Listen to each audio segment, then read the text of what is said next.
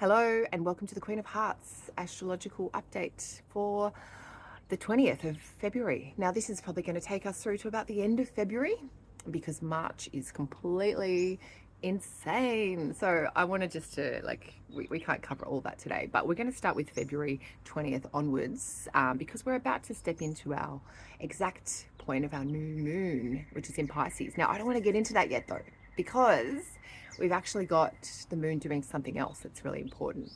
Now, the moon is making its final conjunction to Saturn in Aquarius. Now, Saturn has been moving through Aquarius for the last 2.5 years or so, and it's been drawing attention to that part of your chart. So wherever you find Aquarius in your chart, you've maybe been getting some big lessons, places that you need to kind of mature.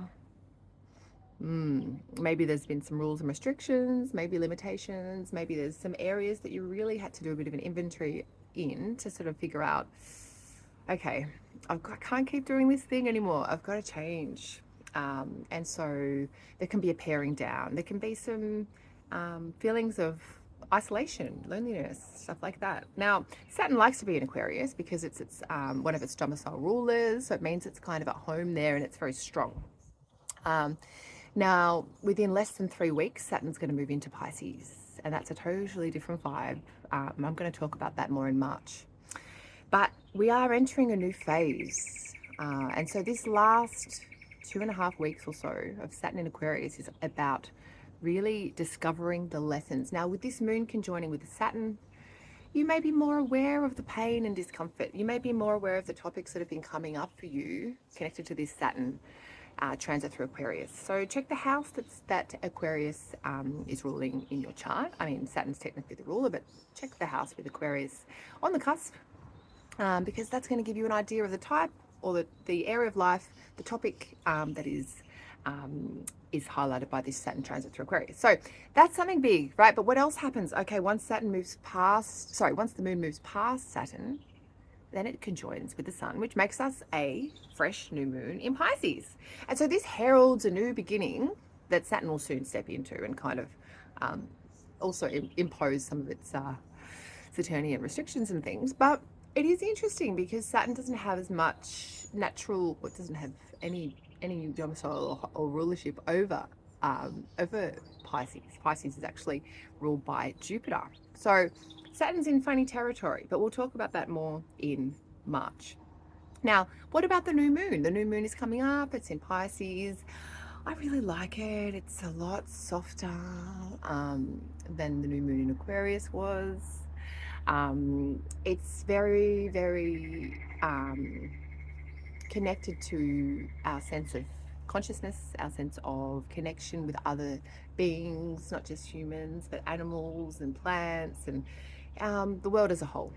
Okay, Pisces sees no bounds, and Pisces is connected to everything and everyone. So, it's a good time to kind of expand your mind, maybe tune into your creative energy. You might want to sing or dance or connect with people that you really vibe with. You might also want to be alone and just be in that reflective, more yin experience, which is what the new moon is.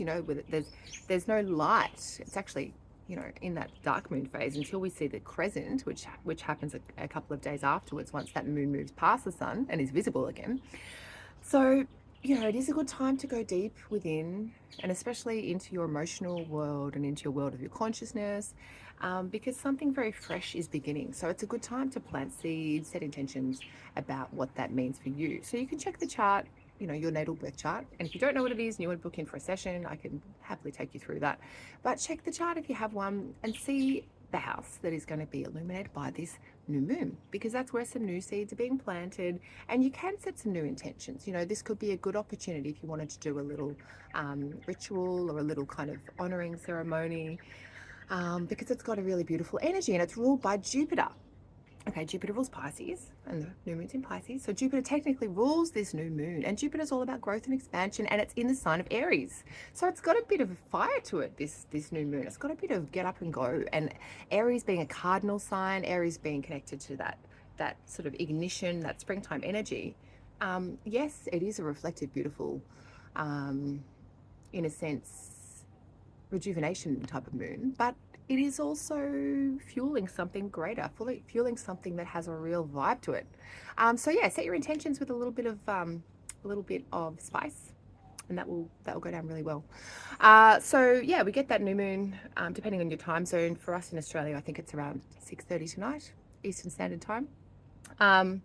Now, we've also got other planets right at the end of their cycles. Now, March is insane. We've got so many planets moving into new signs. But right now, everyone's kind of like moving through the final degrees. Well, not everyone, but a few of them.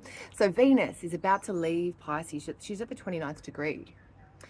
There's been that conjunction with Neptune. Maybe there's been that idealistic or, profound love connection. Maybe there's been amazing creativity going on for you recently. Or perhaps, some illusions and confusions. Sometimes these things can come, but in the area of relationships, often when Venus conjoins with Neptune. But now Venus has passed Neptune. She's still, a 5-degree orb or something, so she's still kind of close. But Venus is about to leave Pisces, and she is exalted there. So she's very strong, and, there's been such an array of incredible creativity and love, and almost too much. It's almost been like too turned up in this last month or so. Now she's about to leave, and she's about to go into Aries, where Venus is actually in traditional astrology kind of compromised, because she's out of her zone. She's in a Mars ruled sign. And so relationships are likely to take on a little bit more of a self-orientated, perhaps, for some of us who've over invested in other people. And that's not necessarily a bad thing, asking ourselves what really lights us up and what do we want. But also, Venus in Aries is a lot more kind of, it's in Mars territory. So it's going to be a bit more feisty. Relationships could get a little bit more sexy, spicy. Yeah. And maybe, if things have been unequal or unbalanced, then there might be a little bit of a conversation about that, because Venus is now kind of on the battlefield somewhat when she's in Aries. She's in a yang sign. She's in a fire sign. And she's like, what am I doing here? How did things turn out like this? But sometimes conflict can bring resolution, We kind of always figure things out if we're just sort of sitting on our hands and saying nothing. So let's see what that brings. Now, Saturn, like I said, is going to leave Aquarius. So it's leaving its home sign of Aquarius into Pisces in less than 3 weeks. And that's a big shift. Okay? It's a social planet. It's going to show its effects in our culture. Out in the world, we saw Saturn in Aquarius connected to the COVID debacle. And we'll see totally different things coming with Saturn.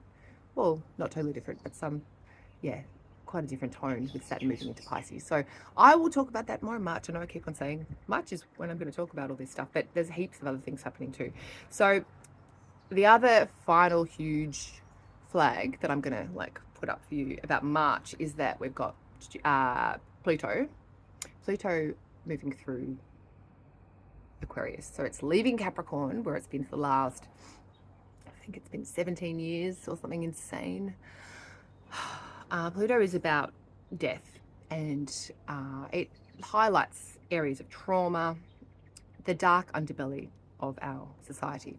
Now, it has been moving through Capricorn, which is a cardinal earth sign, and it is now about to move into Aquarius for the next long time. Now, the Pluto cycle does vary depending on the zodiac sign, but I'll fill you in more on that when we chat in March. But yeah, it's a big shift, big shift. So check the house that is has got Aquarius on the cusp in your chart.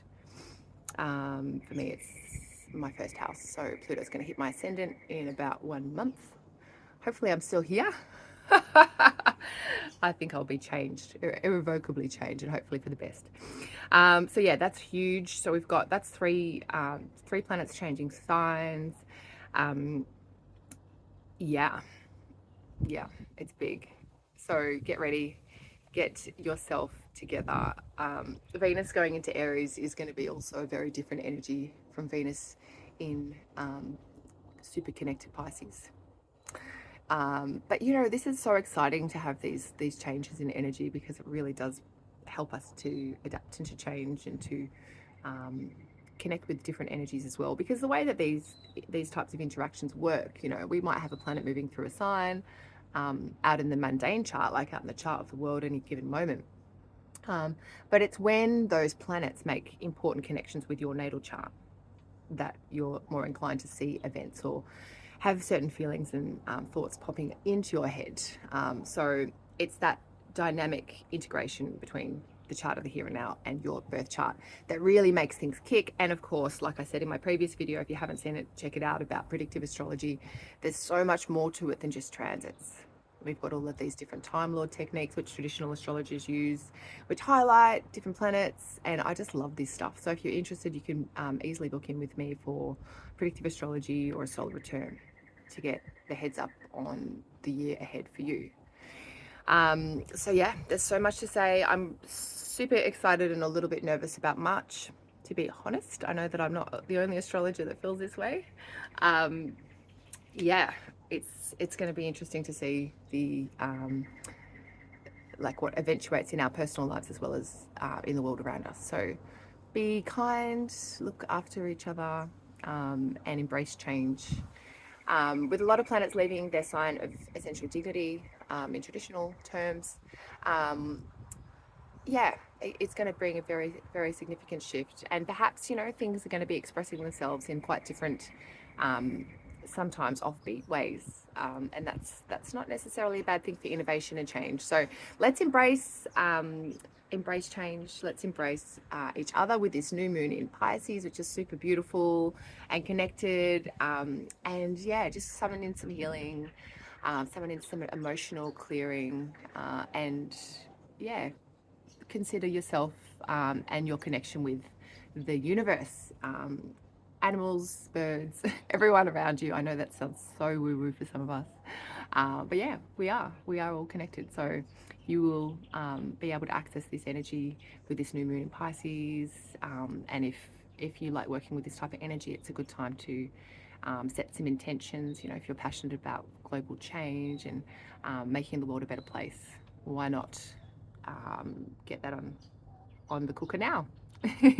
With that, the Jupiter ruling the moon in Pisces, it's really got that that feisty Aryan push, okay, because Jupiter's in Aries right now. So yeah, just go for it. Wish you well, and I will be back in March to go into all of the action that we will be seeing for that month. So travel well. I'm going to speak to you later.